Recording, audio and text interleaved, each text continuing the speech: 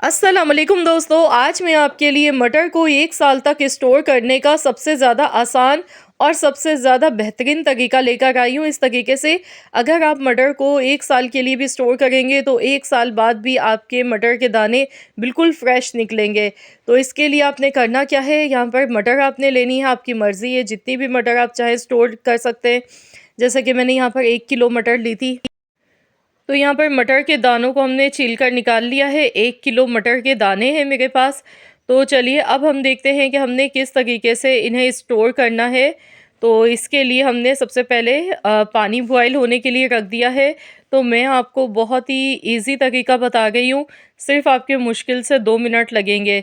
2 minute में आप ये तरीका अगर कर लेते हैं तो आपके मटर के दाने पूरे साल भर के लिए महफूज़ हो सकते हैं।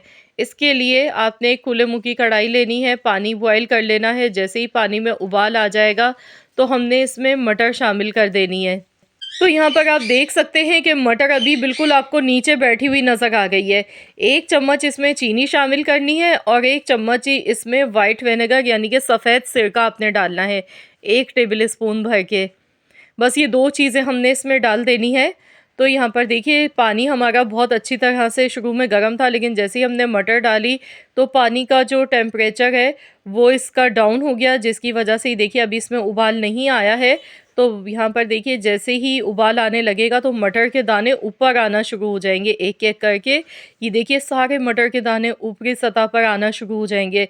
जब यहाँ पर मटर के दाने ऊपर आना शुरू हो जाएंगे, सब ऊपर आ जाएँगे, तब हमने इन्हें निकाल लेना है। हमने इसे ओवर कुक नहीं करना है, बस हमने इतना सा ही स्टेप करना था। तो यहाँ पर देखिए कलर कितना खूबसूरत लग रहा है, क्योंकि मैंने इसमें सिरका डाला था। सिरका डालने की वजह से मटर की जो शेल्फ़ लाइफ़ है वो बढ़ जाती है।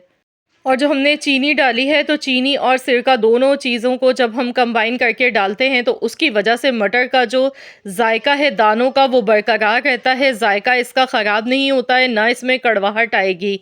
तो यहाँ पर देखिए मैंने जस्ट सिर्फ़ 1 मिनट ही मुश्किल से बॉयल किया है, बहुत ज़्यादा ओवर कुक मत कीजिएगा। ये देखिए अभी हम तोड़ रहे हैं ना, ये आसानी से टूट नहीं रहा दाना। तो इसी तरह ये सख्त थोड़े से होने चाहिए। अगर आप बहुत ज़्यादा इन्हें बॉयल कर देंगे तो फिर ये बहुत ज़्यादा मेसी हो जाएँगे, बहुत सॉफ्ट हो जाएँगे, तो फिर आप इन्हें स्टोर नहीं कर सकते लंबे टाइम के लिए। पहले इन्हें ठंडा कर लें, उसके बाद आप इस तरह के ज़िप-लॉक बैग ले लें या पॉलीथीन बैग्स भी आप ले सकते हैं, या फिर आप इस तरह के एयर टाइट कंटेनर जार भी ले सकते हैं। जो भी आपको सहूलत लगे वही आप चीज़ इस्तेमाल कर सकते हैं, क्योंकि हमने मटर के दानों को यहाँ पर स्टोर करना है। तो यहाँ पे मैं इस तरह से इसे स्टोर कर गई हूँ।